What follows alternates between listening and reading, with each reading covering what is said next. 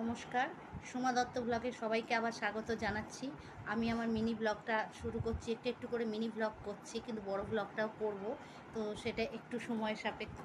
তো আজকে আমি ব্লগে বলতে চাই যে যারা ধরুন যারা সেলিব্রিটি, যারা নিজেকে কিছু করে দেখানোর জন্য এগিয়ে যাচ্ছে, সেলিব্রিটিদেরও নিয়েও কিন্তু বা বিখ্যাত কারো কিছু নিয়েও সমালোচনা যারা করার, তারা সমালোচনা করে বা করবে।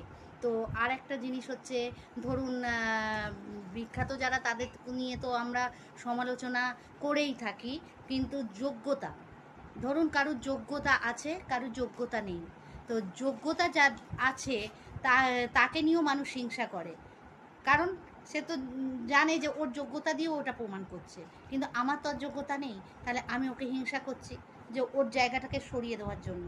মানে যোগ্যতা থাকলেও মানুষ হিংসা করবে। এই সকল জিনিস নিয়ে মন খারাপ করতে নেই। মন খারাপ করলে জীবনে কখনো এগিয়ে যাওয়া যায় না। তো মন খারাপ না করে সৎভাবে, আত্মসম্মানের সঙ্গে এগিয়ে যেতে হবে। তো আমি শুধুমাত্র সবাইকে একটাই আমি অনুপ্রেরণা দিই বা একটাই উপদেশ দিই যে আমাদের পিছিয়ে পড়লে হবে না। তো আমরা জীবনে এগিয়ে যাওয়ার জন্য যতটা মানে করতে হয়, যে এগিয়ে যাওয়ার জন্য সেটুকু করে যেতে হবে, চেষ্টা করে যেতে হবে। হয়তো সবাই সাকসেস হয় না বা হবে না, কিন্তু বলতে তো পারবো যে আমরা চেষ্টা করে আজকে আমরা সৎভাবে এই জায়গাটা অ্যাচিভ করেছি। তো আমাদের সততার সঙ্গে, আমাদের আত্মসম্মানের সঙ্গে, আমাদের মনটাকে খুশি রেখে, মন খারাপ করলে হবে না, তো মনটাকে খুশি রেখে জীবনে এগিয়ে যেতে হবে। হ্যাঁ, আমাদের যোগ্যতা থাকলে নিশ্চয়ই আমরা পারবো।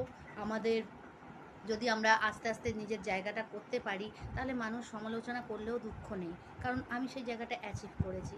হ্যাঁ, দুঃখ হয়, কষ্ট হয় সমালোচকদের কথা শুনে, কিন্তু সেটা নিয়ে মাইন্ড করলে এগিয়ে যাওয়া যায় না। তাহলে কি আমাদের এগিয়ে যাওয়াটা থেমে যাবে। ধন্যবাদ।